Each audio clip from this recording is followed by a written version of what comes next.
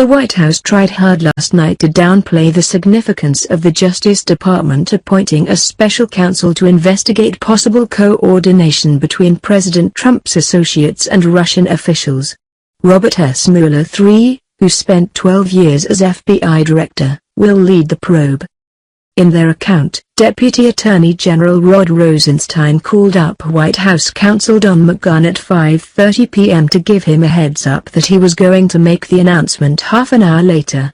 A senior administration official told reporters that Trump was unbelievably calm and measured.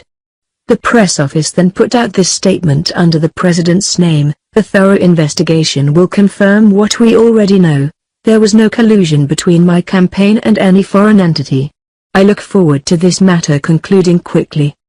There would be no special counsel if Trump had not fired James Comey, allegedly after asking him to end the FBI's investigation into Michael Flynn, and then confessed that he did so with Russia on his mind.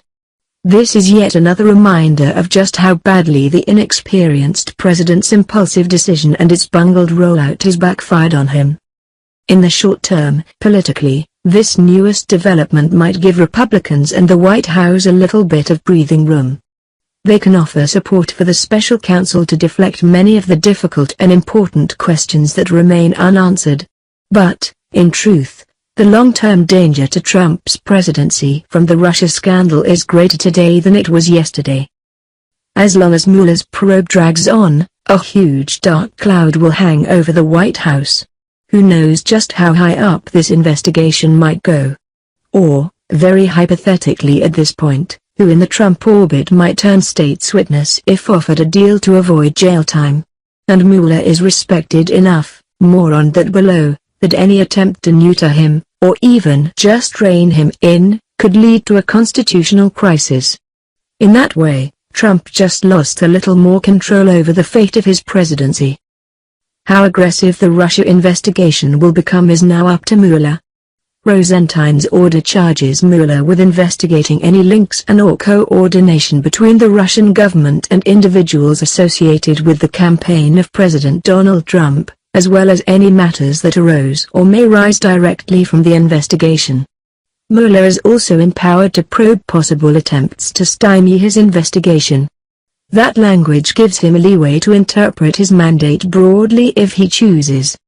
It also might mean he goes after people who leaked classified information related to the Bureau's Russia investigation. He can continue his work however long he wants, and he is broadly authorized to prosecute federal crimes arising from the investigation. The Wall Street Journal's editorial board, primarily concerned with advancing conservative tax reform though Congress, says Rosenstein made a mistake by bending to political pressure and worries it will hinder the GOP agenda. These expeditions rarely end well for anyone. It opens up years of political risk to the Trump administration.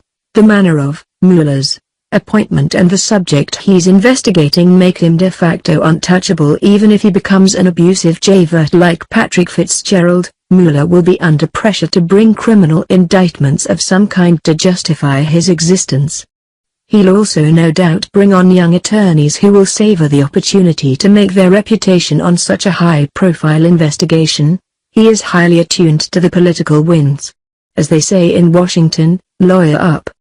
Pete Weiner, a former senior aide to Bush 43 who was called to testify before a grand jury during the investigation into the leak of CIA agent Valerie Plame's identity, told Politico, "There's always a mood in a White House.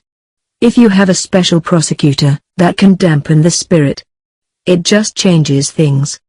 It makes life more complicated, even for people who are completely innocent. If you're guilty, obviously it makes it much more difficult.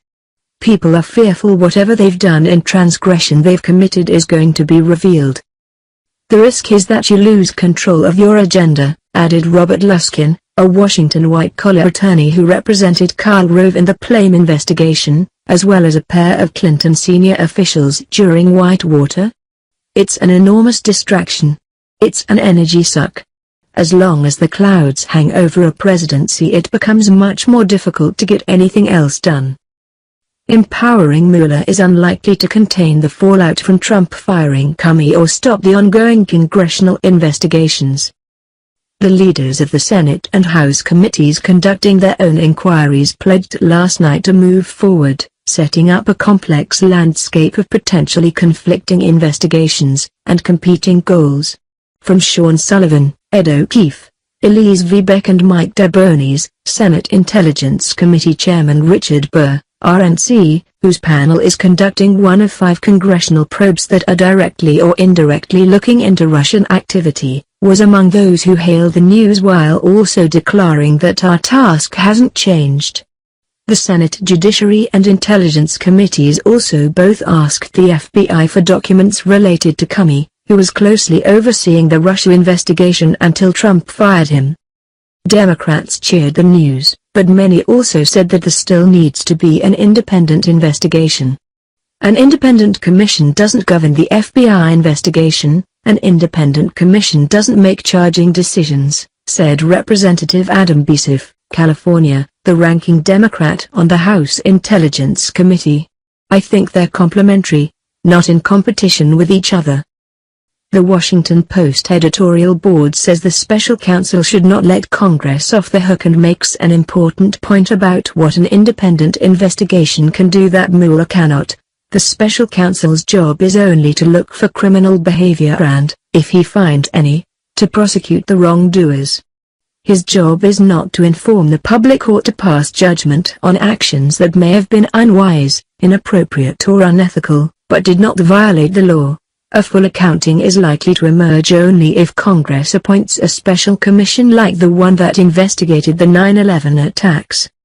A frequently asked question, what's the difference between a special counsel and an independent counsel? Matt Zapotowski explains, the independent counsel was a position established by a law that has expired, in part because of dissatisfaction over the independent investigations of Bill Clinton. Unlike the special counsel, the independent counsel was formally appointed by a panel of judges from the U.S. Court of Appeals for the District of Columbia Circuit, and those judges oversaw the independent counsel's work. A special counsel has been appointed like this only one other time, when Attorney General Janet Reno named former Senator Jack Danforth to review the events surrounding the law enforcement assault on the Branch Davidian compound in Waco, Texas, in 1993. He brings to this role a proven willingness to take on a sitting president. From a nicely turned profile by Meta Gold, Rosalind Helderman and Tom Hamburger, in a high-drama episode in 2004, he and then Deputy Attorney General Comey, who remains his friend, were preparing to resign from their positions if President Bush reauthorized the National Security Agency's warrantless wiretap program without changes. Bush backed down. Former colleagues said the ex-Marine Corps officer and former U.S. attorney, who was sworn in as FBI director a week before the 2001 terrorist attacks, is uniquely suited to the task. A former deputy attorney general who later did a stint prosecuting homicide cases in Washington, Mueller is known as a no-nonsense, relentless prosecutor with a deep reverence for the rule of law. The most devastating thing that can happen to an institution is that people begin to shade and dissemble, he told Washingtonian magazine in 2008. The former director has demonstrated an impressive, lifelong commitment to public service. Some quick biographical details: Mueller grew up in Philadelphia and went to St. Paul's School, the elite prep school in New Hampshire, where he played hockey with John F. Kerry. At Princeton, he was inspired to join the Marine Corps by a former student who died in Vietnam. He led a rifle platoon in Vietnam, eventually receiving numerous commendations, including the Purple Heart and the Bronze Star. After graduating from the University of Virginia Law School, Mueller worked for a dozen years as an assistant U.S. attorney in San Francisco and Boston. Mueller succeeded William Weld as U.S. Attorney in Boston and then went to Washington in 1989 as an assistant to Attorney General Richard L. Thornburgh, eventually rising to be Chief of the Criminal Division. During his tenure, He worked on high-profile cases such as the prosecution of former Panamanian dictator Manuel Antonio Noriega and the terrorist bombing of Pan Am Flight 103. Mueller cares more about making his community safer than making a buck. After a stint at a private law firm, Mueller took a big pay cut to work as a homicide prosecutor in Washington for U.S. Attorney Eric H. Holder Jr., a move that friends said showed how much prosecuting was in his blood. Holder told the Post that Mueller called him and explained he was shaken by killings in the city and wanted a chance to be a line prosecutor and do something about it. Holder called the conversation one of the most extraordinary calls I've ever gotten. Holder later tapped Mueller to serve as U.S. Attorney in San Francisco.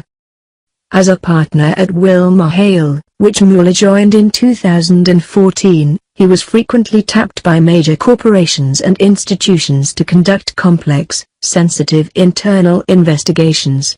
Among his recent clients was the defense contractor Booz Allen Hamilton, which hired him to review the company's security procedures after one of its employees was charged with stealing classified data from the NSA. Another was the National Football League, which tapped Mueller to examine how the league handled a domestic abuse case involving former Baltimore Ravens running back Ray Rice.